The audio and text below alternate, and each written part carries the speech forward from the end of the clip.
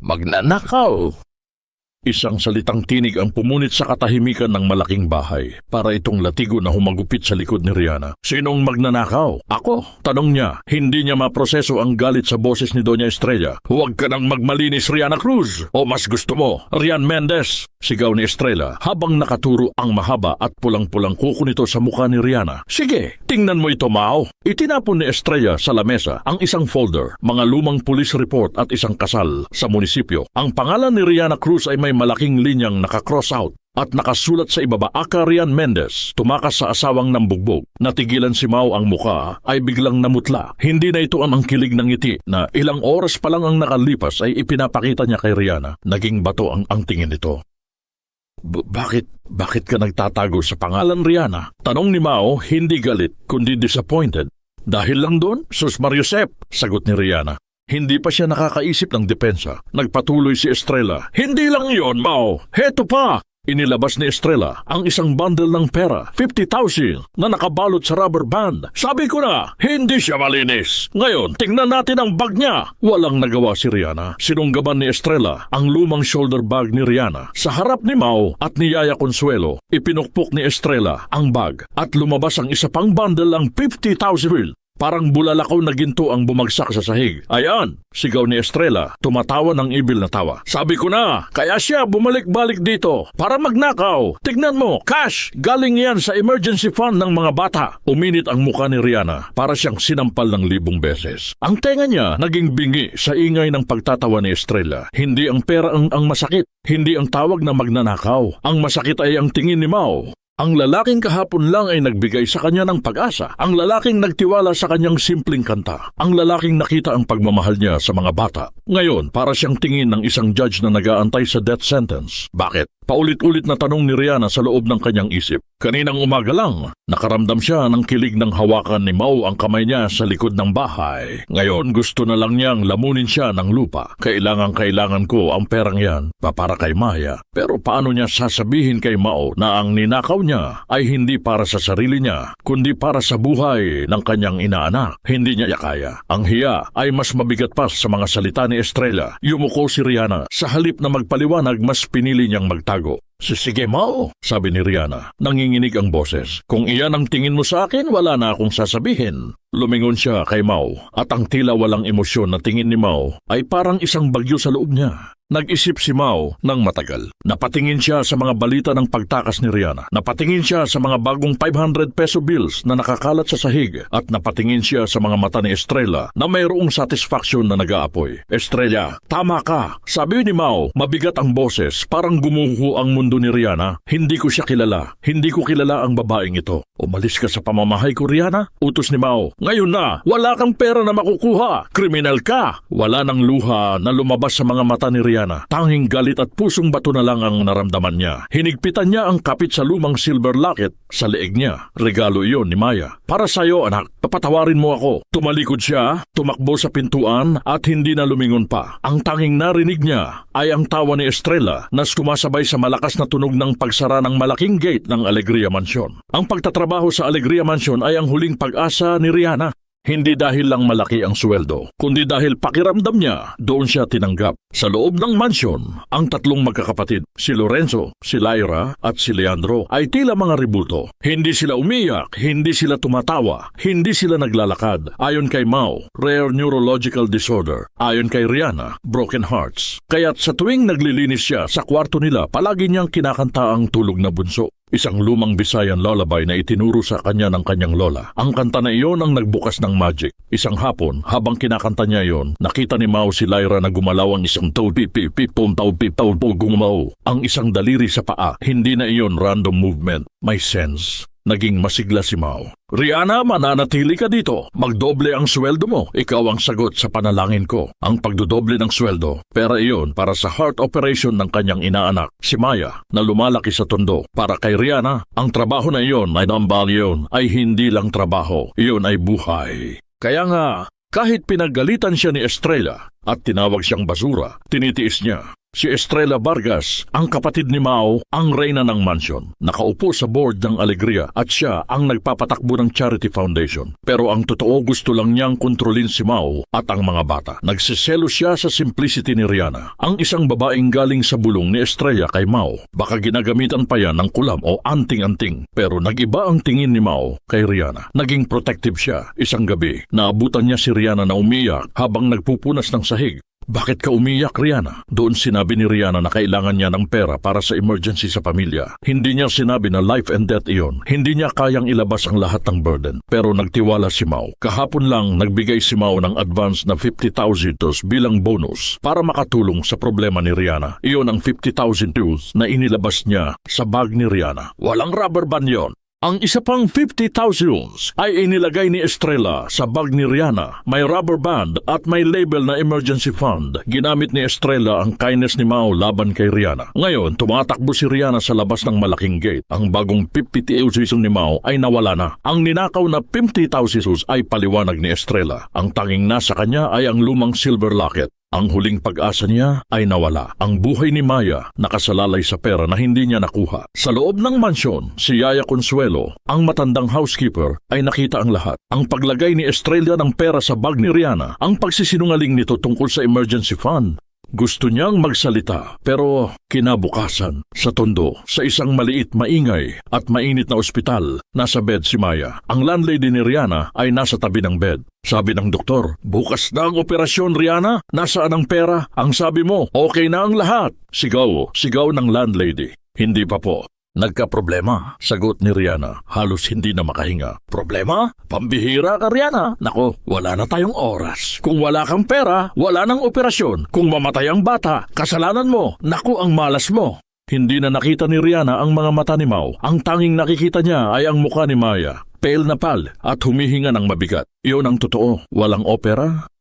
Walang pera. Gagawin ko ang lahat, Maya. Hinding-hindi ka mamamatay, bulong ni Rihanna sa sarili habang nakatingin sa labas ng bintana. Ang tingin niya, parang tingin ng isang inang lobo na handang makipag-away. Kahit sa demonyo, ang bawat oras na lumipas ay parang 5 taon kay Rihanna. Nakaupo siya ngayon sa gilid ng hospital bed ni Maya sa isang public hospital na masikip at maingay. Amoy alcohol at disinfectant na hinaluan ng amoy pawis at pagkain ng paligid. Ang ilaw, pula at dilaw, parang senyas ng danger. Hindi pa rin siya makapaniwala. Paano nangyari yon? Ang pinakamalaking issue ay hindi ang past niya. Ang past niya, alam niyang dirty iyon. Ang issue ay ang pera. Si Mao, ang lalaking nagtiwala, ang lalaking nagbigay sa kanya ng bonus na 50,000, ay ang lalaking nagtanggal sa kanya dahil sa isa pang 50,000 na galing kay Estrella. Hindi siya naniwala na ang 50,000 na iyon ay galing sa emergency fund ng mga bata. Alam niyang gimmick lang iyon, pero wala siyang proof. Kriminal ka, wala kang pera na makukuha. Ang boses ni Mao, parang paulit-ulit na echo sa tenga niya. Hawak-hawak niya ngayon ang silver locket ni Maya. Ito lang ang proof na mayroon siyang pamilyang kailangang iligtas.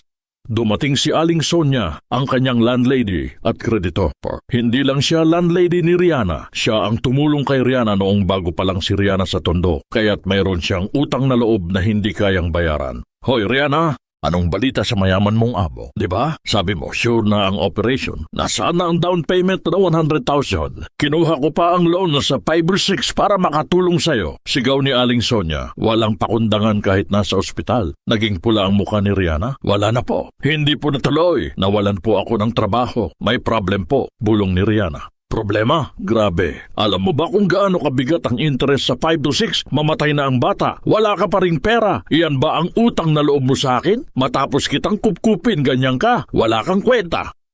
Sigaw ni Aling Sonia, tinamaan si Rihanna sa salitang utang na loob para siyang nabato. Oo, wala akong kwenta, sabi niya sa sarili. Sa Alegria Mansion, tahimik ang lahat pero hindi payapa. Si Mao ay nasa office niya, umiinom ng whiskey kahit alas 10 pa lang ng umaga. Ang mukha niya guilty at confused. Hindi siya nag-aalala sa 100,000. Barya lang yon. Ang ikinababahala niya ay ang peace na nawala. Simula nang umalis si Rihanna, bumalik ang katahimikan sa kwarto ng mga bata. Hindi good na katahimikan. Creepy. Ang mga bata, mas tahimik pa sa mga patay. Tama lang ang ginawa mo, Mamao, sabi ni Estrella na may satisfaction sa bawat salita. Ang babaeng yan ay nag-alinlangan si Mao. Pero Estrella, bakit biglang gumalaw si Lyra noong nandoon siya? Bakit? Ngumiti si Estrella, mapait. Random movement, Mao. Pumunta si Mao sa kwarto ng mga bata. Nandoon si Lorenzo, tahimik na nakatingin sa labas. Kinuha ni Mao ang isa sa mga action figures ng bata. Pero walang reaksyon. Gusto niyang kantahan si Lorenzo ng Tulog na Bunso. Pero hindi niya alam ang lyrics. Kailangan ko ang tiwala mo. Bumalik ang alaala ni Rihanna na nakahawak sa kanyang locket, nanginginig. At tanging ang salitang sige Mao ang sinabi. Walang fight, walang depensa. Bakit hindi niya ipinagtanggol ang sarili? Sa Tondo, tinawagan si Rihanna ng doktor ng ospital. Rihanna, kailangan ng immediate operation ni Maya. Ang infection niya ay lumalala. 48 hours lang ang ibibigay namin sa iyo. Pagkatapos noon, hindi ko na maipapangako ang anumang bagay. 48 hours. Para kay Rihanna, ang 48 hours ay hindi lang oras. Kamatayan iyon. Hindi siya pwedeng mag-breakdown. Hindi siya pwedeng umiyak. Nilibot niya ang Tondo. Pumunta siya sa kanyang mga relative. Pero lahat sila tumalikod. Lahat sila sinabing, wala kaming pera, Rihanna. Alam mo yan. Lahat sila naglabas ng reasons para hindi tumulong dahil alam nilang wala siyang mababayaran sa kanila. Habang naglalakad, nakita niya ang isang lumang kariton na may graffiti. May pag-asa pa. Hinawakan niya ang graffiti. May pag-asa pa. Bumalik siya sa ospital. Nandoon si Aling Sonia. Mukhang guilty si Aling Sonia. Rihanna, may alam akong tao na pwedeng makatulong pero mahal ang bayad. Mabigat ang kapalit. Nagningning ang mga mata ni Rihanna. Kahit ano, Aling Sonia, gawin ko ang lahat sa mansyon. Ginagawa ni Mao ang lahat para mag-search sa internet tungkol kay Ryan Mendez. Pero si Estrella, clean ang lahat. Parang walang record. Nag-hire si Mao ng private investigator para hanapin ang totoong Rihanna Cruz. Bumalik si Mao sa office. Mayroong emergency na sulat sa mesa niya. Ang logo ay galing sa ospital ni Rihanna. Emergency fund for Maya. Heart surgery. Please deposit 100,000 immediately. Basa ang sulat sa mga kamay ni Mao. Maya, sino si Maya? Heart surgery. Bakit hindi sinabi ni Rihanna? Kaya pala kailangan niya ng 50,000. Kaya pala walang hindi magnanakaw si Rihanna. Nagmamahal si Rihanna. Lumingon si Mao sa telepono. Gusto niyang tawagan si Rihanna. Pero nagring ang telepono niya, si Estrella. Mao, may hininga ni Mao ang pinakamalaking side ng kanyang buhay. Hindi ko pwedeng umalis. Hawak ni Mao ang telepono. Hawak niya ang letter. Nakatingin siya sa ceiling. Narinig niya ang boses ni Maya sa kanyang isip. Maya needs the operation in 48 hours. Wala nang oras. Sus Maria Josep, hindi ko na alam ang gagawin ko. Bulong ni Mao. Ang dilim ng hating gabi ay parang kumot na bumabalot sa Alegria Mansion. Pero sa loob, hindi makatulog si Mao. Nakahiga siya sa master's bedroom. Pero ang isip niya ay nasa Tondo sa isang public hospital. Sino si Maya? Kung nagsisinungaling si Rihanna tungkol sa kanyang pangalan, bakit siya magiging honest sa pagliligtas ng buhay ng isang bata? Alam ni Mao na he needs to act fast. Biglang may kumatok. Hinaan lang. Sir Mao, si Yaya Consuelo po ito. Bumangon si Mao, nag-aalangan. Si Yaya Consuelo, ang matandang housekeeper, ay parang anino lang sa bahay na ito. Palaging tahimik, palaging sumusunod. Pagbukas niya ng pinto, nakita niya si Consuelo, nakatayo sa hallway na may dalang isang basong gatas. Mukha siyang guilty at takot. Yaya, anong ginagawa mo pa dito? 3:00 na ng umaga. Hindi po ako makatulog, sir. Guilty po ako, sabi ni Consuelo, lumuluha. Nagkasala po ako. Pinapasok ni Mao si Consuelo. Yaya, anong sinasabi mo? Yung tungkol kay Rihanna, sir, bulong ni Consuelo. Hindi siya magnanakaw. Hindi niya ninakaw ang pera. Napatingin si Mao kay Consuelo. Parang kidlat ang gumising sa kanya. Alam ko, Yaya. Alam kong hindi. Pero bakit hindi mo sinabi? Bakit ka tumahimik? Dahil po kay Doña Estrella. Umiiyak na sagot ni Consuelo. Si Doña Estrella po ang nagsabi sa akin. Siya po ang nagsabotahe sa inyong pamilya. Don, sinabi ni Consuelo ang lahat.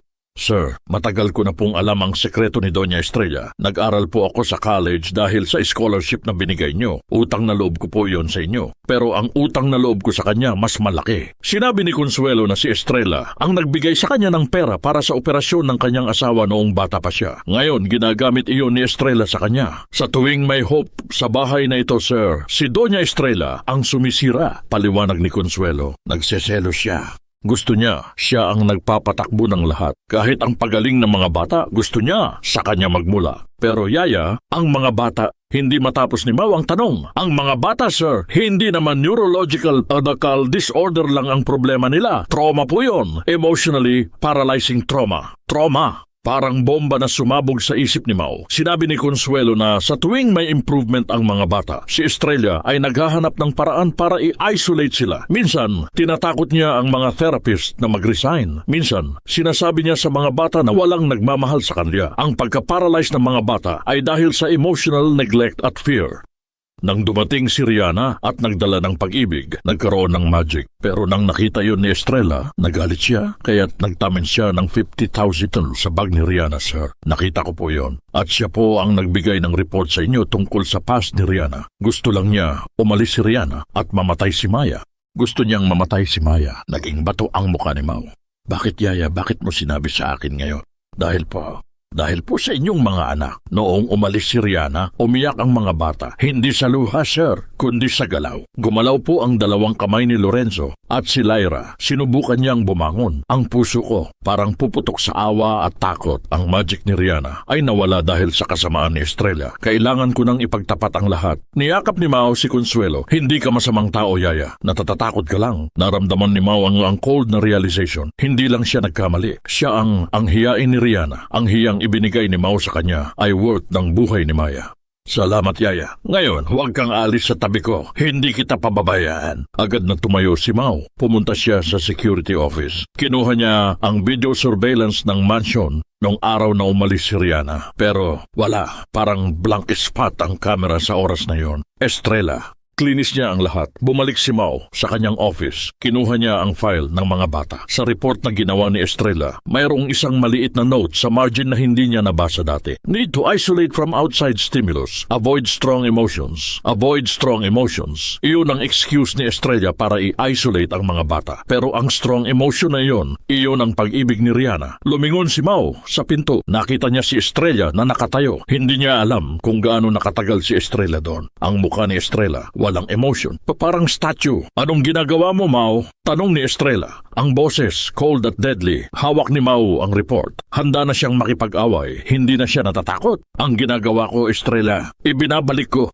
ang pamilya ko, sabi ni Mau. Tumatayo. Galit ang muka. Pag-ibig ang nasa mata.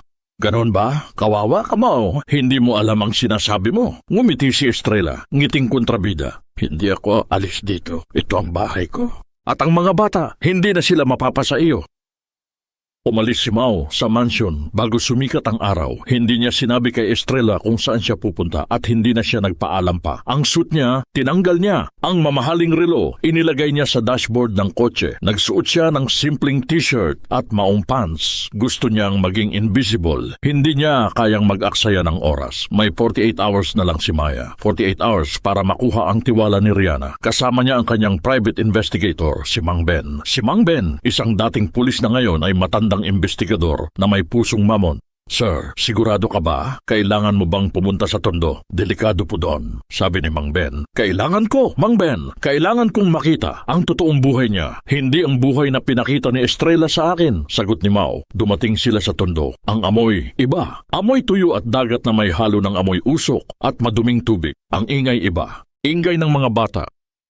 Ingay ng karaoke, ingay ng sigawan at tawanan. Pinark ni Mang Ben ang kotse sa isang lugar na hindi mapapansin. Nakita nila si Rihanna. Nakaupo si Rihanna sa isang plastic chair sa labas ng isang barong-barong. Hawak-hawak niya ang kanyang ulo. Ang damit niya luma pero malinis. Ang mukha niya pagod na pagod. Pero ang mata niya may apoy pa rin ng pagsuko. Lumabas si Aling Sonia, galit na galit. Wala pa rin, Rihanna? Nako, sigaw ni Aling Sonia. Naramdaman ni Mau ang galit sa kanyang dibdib. Gusto niyang tumayo at ipagtanggol si Rihanna. Gusto niyang ibato ang 50 milyon sa mukha ni Aling Sonia. Pero hindi niya ginawa. Alam niya, hindi niya kailangan ang pera ko. Kailangan niya ang tiwala ko. Napatingin si Mau kay Rihanna. Nakita niya si Rihanna na tahimik na umiiyak. Pero hindi siya umiyak ng hysterical. Tumulo lang ang luha niya at pinunasan niya yun agad. Biglang may lumabas na batang babae sa bahay. Si Maya. Kahit mahina at pal, nakangiti si Maya. Tita Rihanna! May ang bulaklak, yari sa papel at plastik. Agad na tumayo si Rihanna at niyakap si Maya, mahigpit na mahigpit. Salamat anak, ang ganda. Mas maganda pa ito kaysa sa mga nakita ni Mao ang totoong Rihanna, ang inang lobo, ang babaeng nagmamahal. Nakita ni Mao si Rihanna na kumuha ng isang lumang aluminum basin at inilagay iyon sa ilalim ng butas sa bubong. Hey, buti na lang umuulan, libreng tubig! Sabi ni Rihanna, tumatawa, pilit lang. Ang tawa na yon, kahit pilit ay gumising sa puso ni Mao. Hindi siya kailangan ng pera ko, kailangan niya ang tiwala ko. Tinawagan ni Mao si Mang Ben.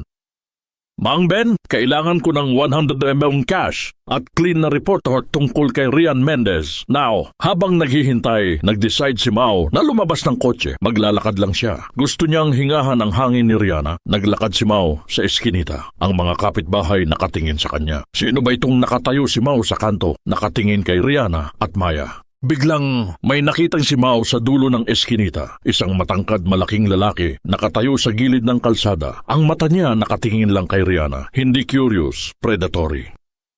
Mang Ben? Bulong ni Mao sa earpiece niya. May pinagmasdan ni Mao ang lalaki. Familiar ang itsura. Parang nakita na niya sa police report ni Ryan Mendez. Si Enrico, ang ex-husband ni Rihanna na nambugbog sa kanya at itinago niya sa police. Ngayon, nandito siya, naghihintay. Alam ni Mao, hindi lang si Estrella ang problema. Ang pas ni Rihanna, bumabalik para maningil. Naglakad si Mao, mabilis. Kailangan niyang abutan si Rihanna. Pero huli na, naglakad si Enrico, dahan-dahan papunta kay Rihanna. Nagsimula siyang sumigaw, Rihanna!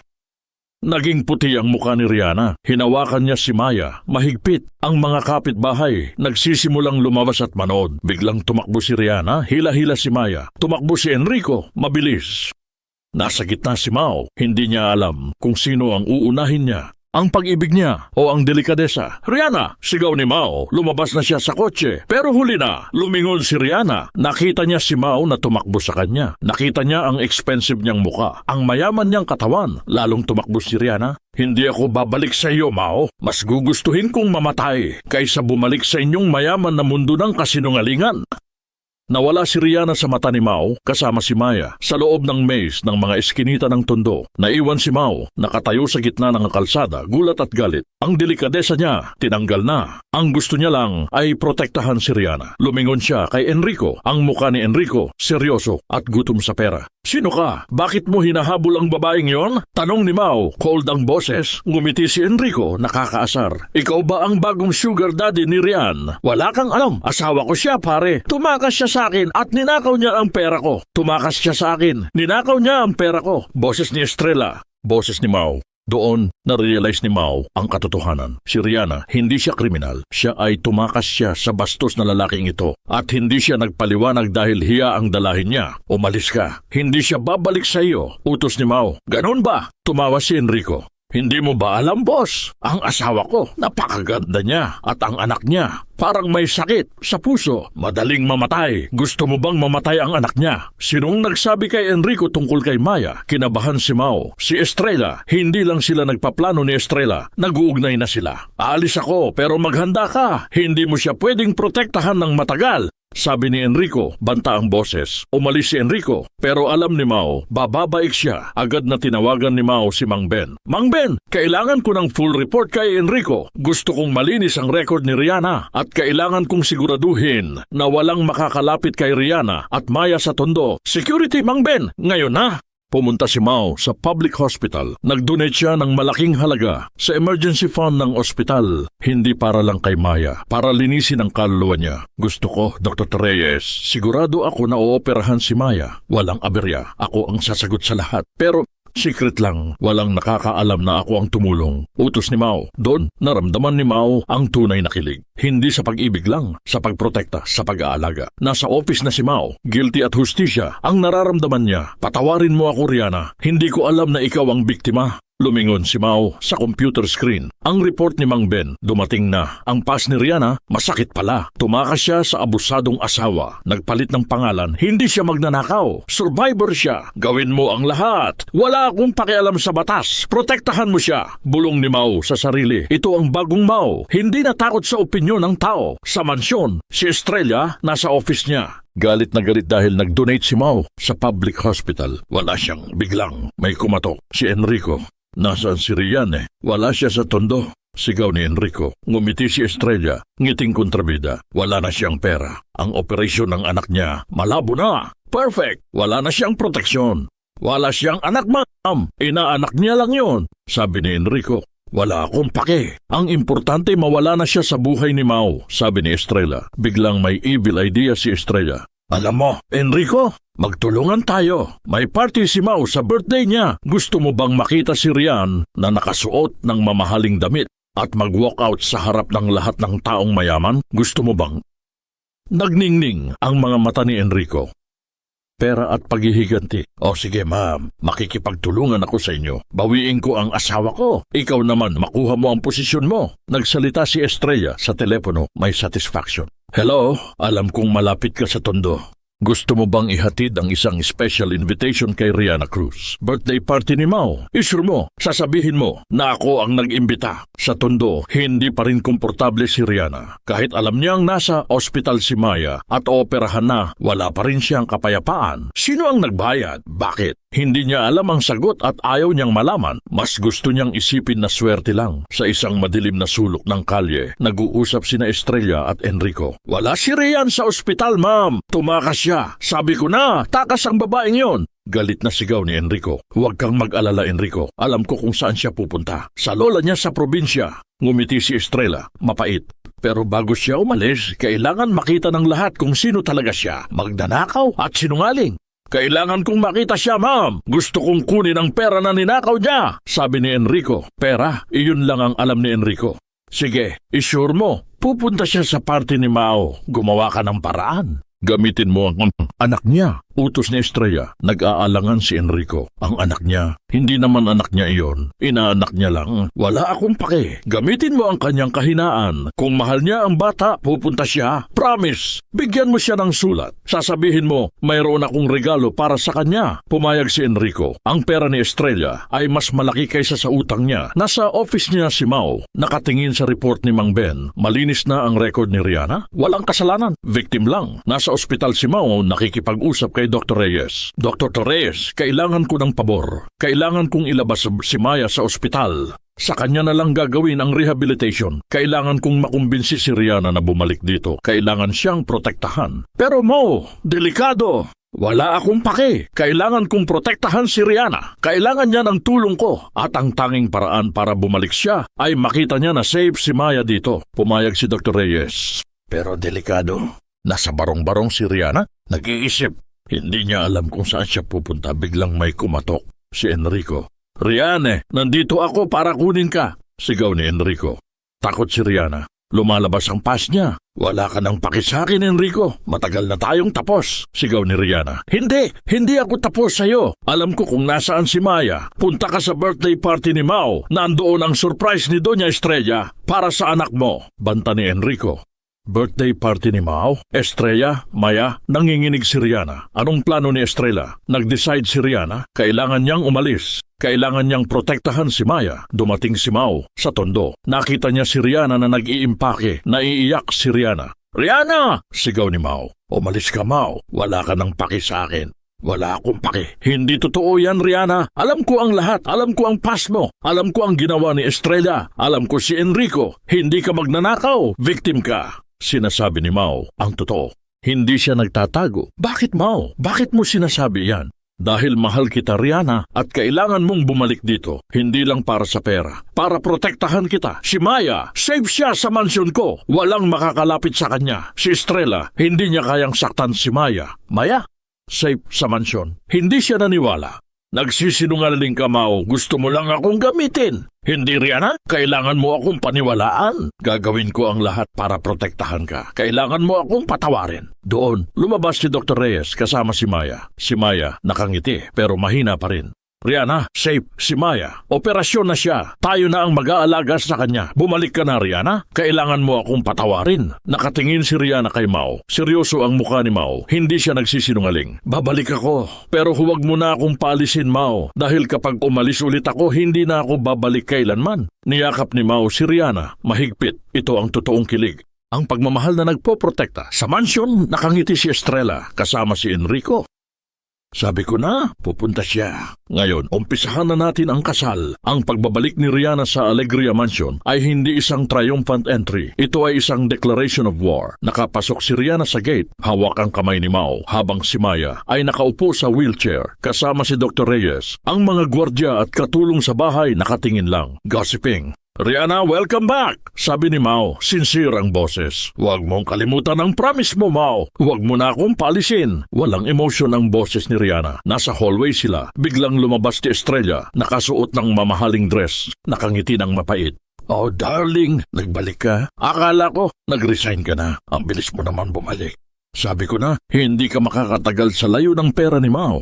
Bati ni Estrella, sarkasim ang pinununo ng boses niya. Hinarap ni Mao si Estrella, cold ang tingin niya. Estrella, si Rihanna, hindi na siya katulong dito. Siya na ang official caregiver at therapy assistant ng mga anak ko. Wala ka nang paki sa kanya.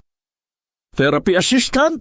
Grabe, ang babaeng sinungaling at magnanakaw therapy assistant? Nako, kawawa naman ang mga anak mo, Mao. Sinisira mo ang buhay nila. Hindi sumagot si Rihanna. Nag-focus lang siya kay Maya at Consuelo. Yaya Consuelo, kumusta po kayo?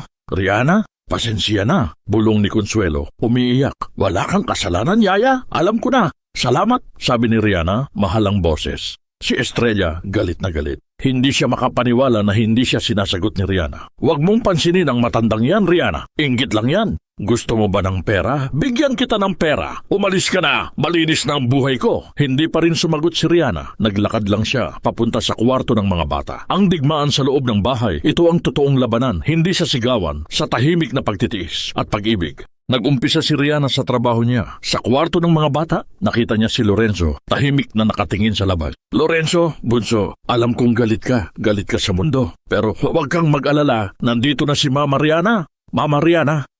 Iyon ang tawag niya sa sarili niya. Hindi siya nagsinungaling sa pagmamahal. Ginalaw ni Rihanna ang binti ni Lorenzo. Dahan-dahan.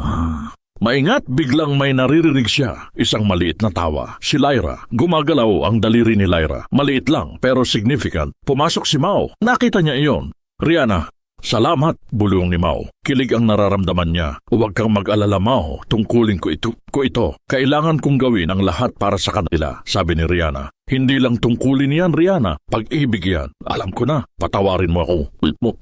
Ako sana huwag mo nang sabihin na trabaho lang yan. Hindi ako naniwala sa iyo noon. Ngayon, naniniwala na ako. Umupo si Mao sa tabi ni Rihanna. Hinawakan niya ang kamay ni Rihanna. Warm ang kamay ni Rihanna. Ang pas mo, wala akong pake. Ang importante, ngayon at bukas. Magpakasal tayo, Rihanna?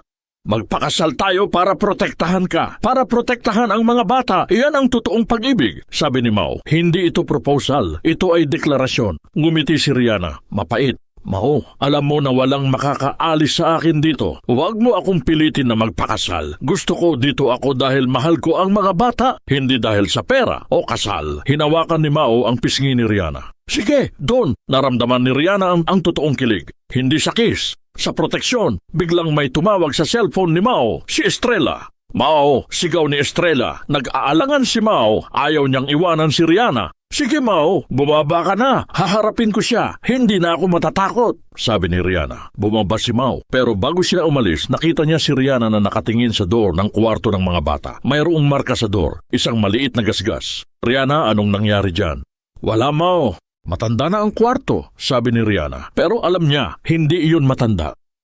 Bago yon, sino ang pumasok dito? Sa hallway nakasuot si Mao ng suit. Nakangiti si Estrella kasama ang mga bisita. Mao, maligayang kaarawan. Mayroon akong regalo para sa iyo. Ang pinakamagandang regalo. Sabi ni Estrella, ibilang tingin. Nakita ni Mao si Enrico. Nakatayo sa gilid ng kalsada, nakangiti. Hahabulin niya si Rihanna. Mao, kailangan kong malaman kung sino ang nagpasok dito. Sinisira niya ang buhay ko. Sigaw ni Estrella. Ang Alegria Mansion ay ngayon ay puno ng ilaw at ingay. Pero ang air, mabigat at tense.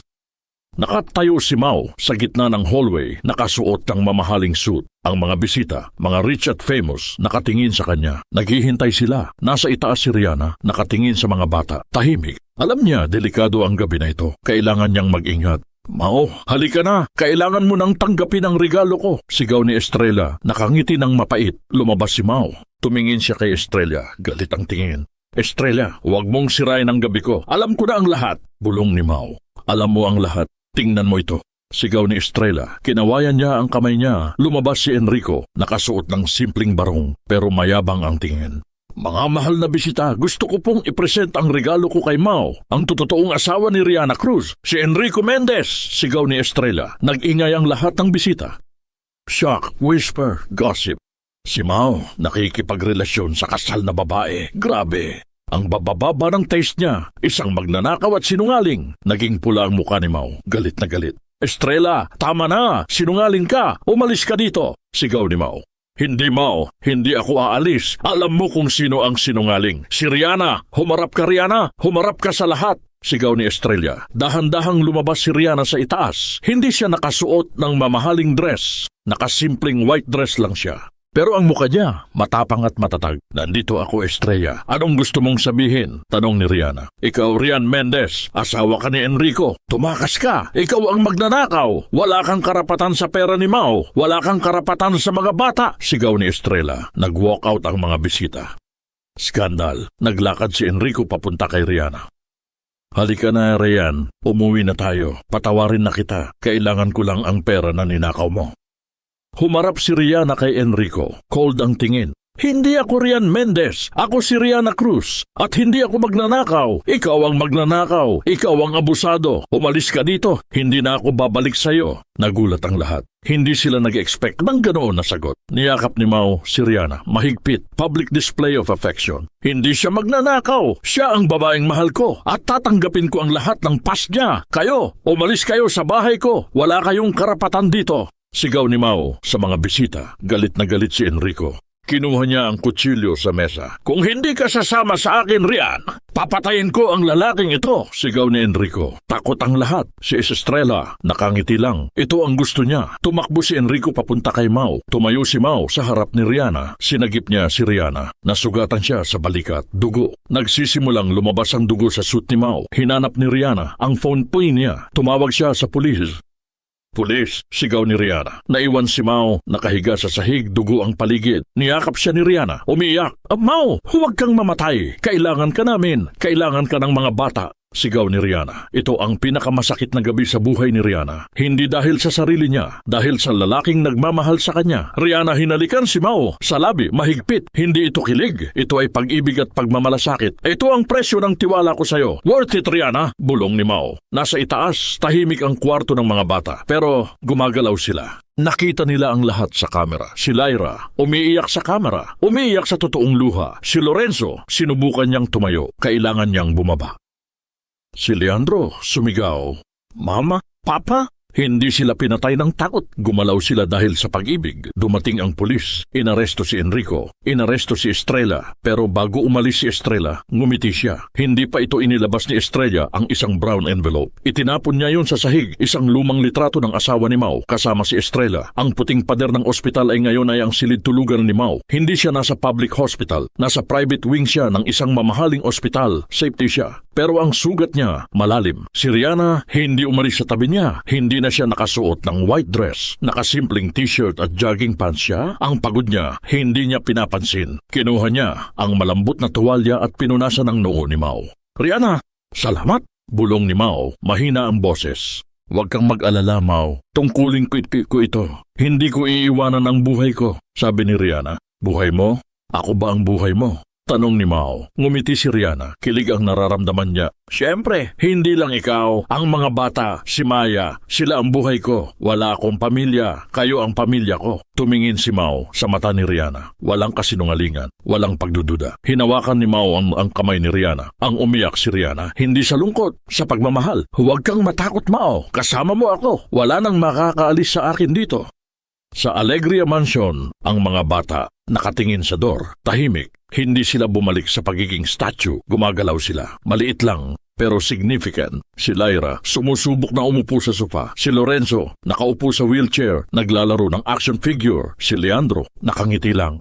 Mama Riana, bulong ni Leandro. Si Yaya Consuelo, umiiyak sa kwarto ng mga bata. Hindi na siya natatakot. Ngayon, masaya siya. Bumalik si Mau sa mansion. Kailangan niyang malaman ang sekreto ni Estrella. Nandoon ang brown envelope, ang lumang litrato ng asawa ni Mau, si Elena, kasama si Estrella. Nakasuot sila ng uniform ng ospital.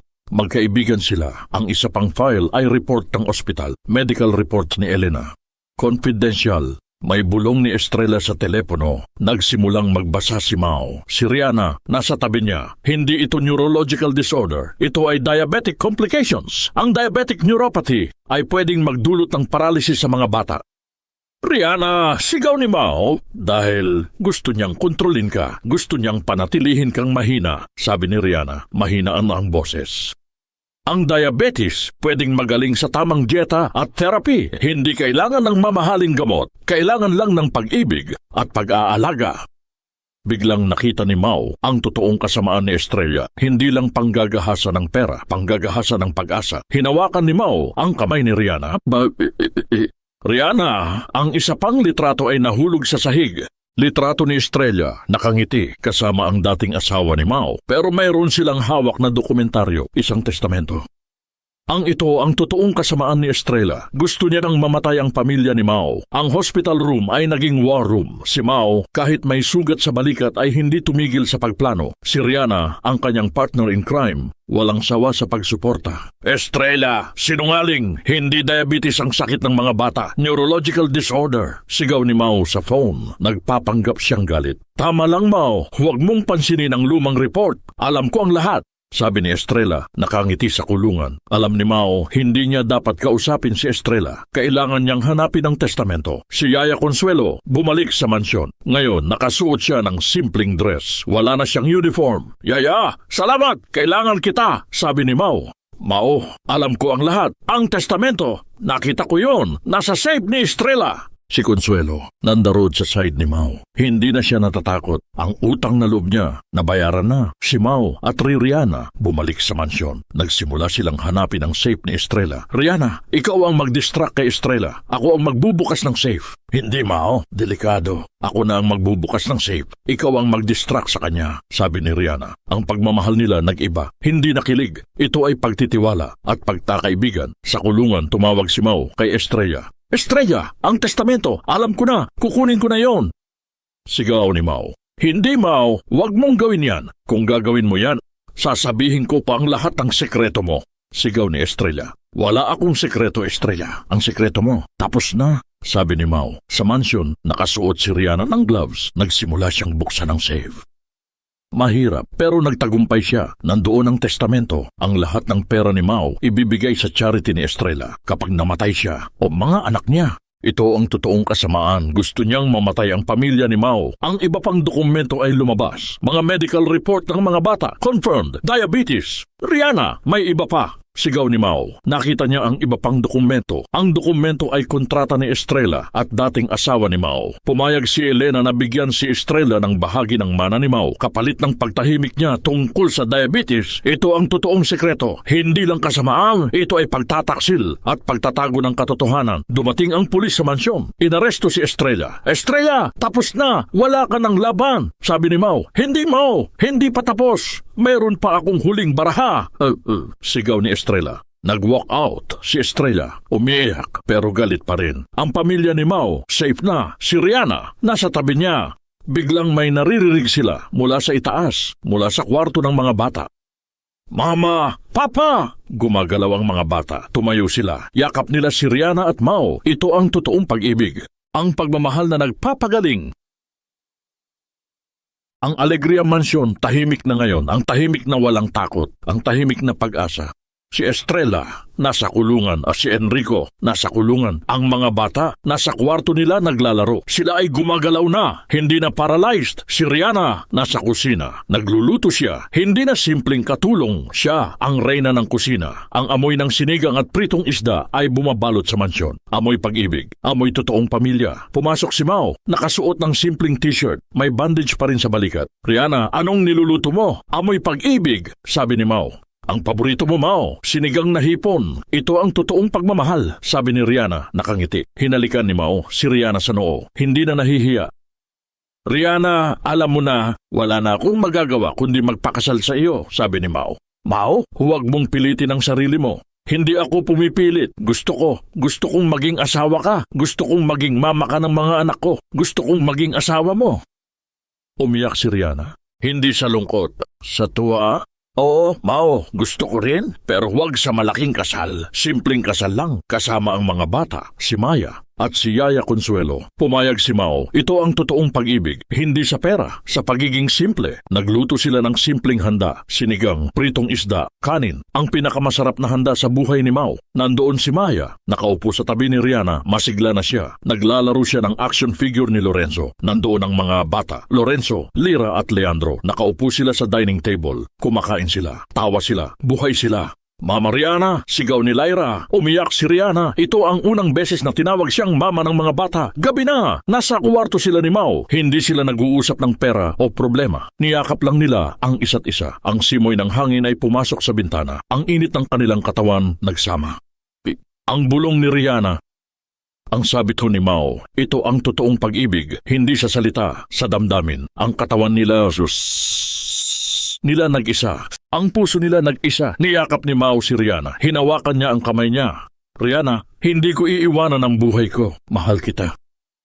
Sa habang buhay. Isang malaking ring ang inilabas ni Mao. Hindi ito brilyante. Ito ay pilak. Nakaukit ang dalawang puno na magkasama. Ang dalawang puno sa bagyo. Tayo yon, Rihanna. Magkasama tayo kahit anong mangyari. Umiyak si Rihanna. Sinuot niya ang ring. Salamat, Mao. Patawarin na kita. Mahal kita. Ang kapatawaran ay hindi lang salita. Ito ay ginagawa 1 linggo pagkatapos ng simpleng kasal ni Mao at Rihanna. Hindi na sila nag-aksaya ng oras. Isang maliit na seremonya lang sa likod ng bahay kasama ang mga bata, si Maya at si Yaya Consuelo. Ngayon, si Rihanna ay opisyal na Mrs. Alegria. Nasa kusina si Rihanna, nagluluto. Pumasok si Yaya Consuelo. Rihanna, Mrs. Alegria, sabi ni Consuelo, nakangiti. Yaya, huwag mo akong tawaging Mrs. Alegria. Rihanna lang, pamilya tayo. Salamat, Rihanna, pero kailangan kong umalis. Umalis? Bakit, Yaya? Dahil wala na akong utang na loob kay Estrella. Alam ko na ang totoo. Ang utang na loob ko, nabayaran ko na. Gusto kong umuwi sa probinsya. Gusto kong mabuhay ng payapa. Hindi galit si Rihanna. Niyakap niya si Consuelo. Sige, Yaya, pero huwag kang mag-alala. Ang bahay mo, sa'yo na, at kailangan mong tanggapin ito. Inilabas ni Mao ang isang envelope, puno ng pera. Yaya, hindi ito utang. Ito ay regalo. Para sa lahat ng ginawa mo sa akin at sa mga bata. Ito ang totoong pagmamahal, sabi ni Mao. Umiyak si Consuelo. Tinatanggap niya. Wala na siyang hiya. Ito ang totoong kapatawaran. Isang araw nag-decide si Rihanna at Mao na bisitahin si Estrella sa kulungan. Nakaupo si Estrella sa kulungan. Galit na galit pa rin. Hindi siya nagsisisi. Mao, anong ginagawa mo dito? Alam kong masaya ka, pero hindi ako magsisisi. Ikaw ang masama, sigaw ni Estrella. Hindi ako masaya, Estrella. Malungkot ako, sabi ni Mao. Dahil ikaw ang sister ko. Pero ikaw ang sumira sa pamilya natin. Hinarap ni Rihanna si Estrella. Kalmado, mabait. Estrella, pinapatawad na kita, sabi ni Rihanna. Pinapatawad? Nako, huwag kang magmalinis. Gusto mo lang kunin ang pera ni Mao? Hindi. Pinapatawad kita dahil kailangan kong mabuhay. Kailangan kong protektahan ang pamilya ko.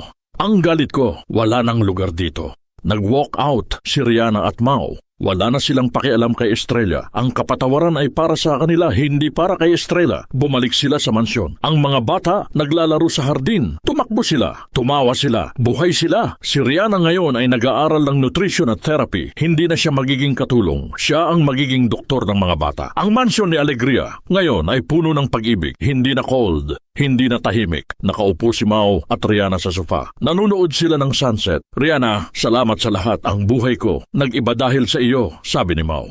Mao, salamat din sa iyo. Ang buhay ko nag-iba dahil sa iyo. Ngayon alam ko na, ang pamilya ay pinipili, hindi lang ipinapanganak. Hinalikan ni Mao si Rihanna, mahigpit, ang kamay nila magkasama. Ang huling tanong, magtatagal ba ang pag-ibig na ito? O magbabago rin ang panahon? Ang araw ay sumisikat sa Alegria Mansion. Pero hindi na ito mansion lang. Ito ay ngayon ay ang Rihanna Alegria Home for Healing. Isang sentro ng therapy at pag-ibig para sa mga bata na may emotional trauma at diabetes. Ang mga bata naglalaro sa hardin, tumakbo sila, masaya sila, buhay sila.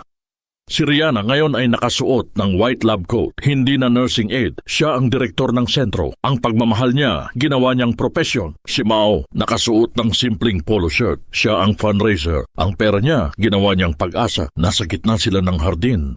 Tawa sila, masaya sila. Ang mga bata, Lorenzo, Lyra at Leandro naglalaro ng basketball. Hindi na paralyzed, masigla na sila. Normal na buhay. Si Maya ngayon ay isang dalaga. Nagtatrabaho siya sa sentro, nagsisilbing inspirasyon sa mga bata. Mama Rihanna, laro tayo? Sigaw ni Lyra. Sige, pero huwag masyadong mabilis. Matanda na si Papa niyo, sabi ni Rihanna. Tumawa si Mau. Hindi ako matanda. Ako ang pinakamasiglang asawa sa mundo. Si Estrella, lumabas sa kulungan pagkatapos ng 4 na taon. Hindi siya bumalik sa lugar ni Mau. Namuhay siya ng payapa sa probinsya. Walang pera, walang kapangyarihan. Ang pagkakasala niya, nabayaran na. Si Yaya Consuelo, bumalik sa mansyon. Hindi na nagtrabaho. Naging lola ng mga bata. Ang utang na loob niya, nabayaran na ng pag-ibig. Nakaupo si Rihanna at Mau sa ilalim ng puno. Tahimik sila, pero puno ng pag-ibig. Tumingin si Mau kay Rihanna. Hawak niya ang kamay ni Rihanna. Rihanna, salamat sa lahat. Ang buhay ko, nag-iba dahil sa iyo. Hindi na ako natatakot sa pagkawala. Mau, salamat din sa iyo.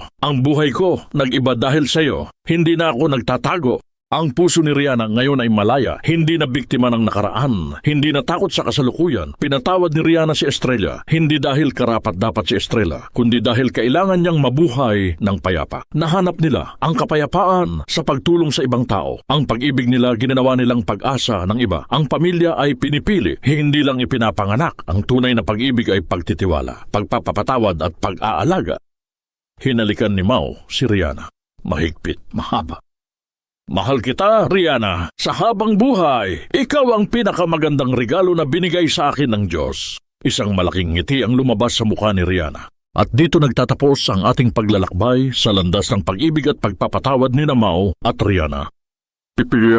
Mga minamahal kong tagapakinig, kumare at kaibigan, mula sa puso ng inyong manunulat, lubos-lubos po ang aming pasasalamat sa inyong pagtanggap. Maraming salamat sa inyong pagstay at pagsama sa akin sa bawat sakit, bawat luha, at bawat kilig na eksenang Alegria Mansion. Sa totoo lang, ang pinakamabigat na isulat ay ang Kabanata 1, ang tinawag nating double hook. Noong pinaalis ni Mau, si Rihanna, halos hindi ko na matapos. Ang sakit ng pagtitiwala na biglang nabasag. Pero ganoon din naman ang ating buhay, hindi ba? Ang pinakamalaking pagsubok ay nagmumula sa mga taong inaasahan nating maging kaagapay. Ang kwentong ito ay parang isang maliit na salamin. Nais ko lang ipakita na ang tunay na utang na loob ay hindi pera, kundi ang pagmamahal na walang kapalit. Nakita natin ang bigat ng gintong kadena na ginamit ni Estrella, pero nakita rin natin ang lakas ni Rihanna, isang babaeng nagtago sa takot, pero humarap sa mundo dahil sa pag-ibig. Ang pag-asa ni Rihanna ay parang isang maliit na kandila, pero nang inalagaan ni Mau, naging apoy na nagpapagaling. Ngunit ngayon, tapos na ang lahat. Nahanap na nila ang payapa. Tatanungin ko kayo, mga kaibigan, habang pinakikinggan ninyo ang huling tunog ng kwentong ito, kung ikaw si Rihanna, kaya mo bang patawarin si Mau sa pagdududa niya o si Estrella sa sobrang kasamaan niya? Ang kapatawaran ba ay para sa kanila o para sa sarili mo? Ito ang gusto kong malaman. Kung nakita ninyo ang sarili ninyo sa kwentong ito, pakiusap. Mag-iwan ng komento. Sabihin kung anong eksena ang pinakatinamaan sa inyo at bakit.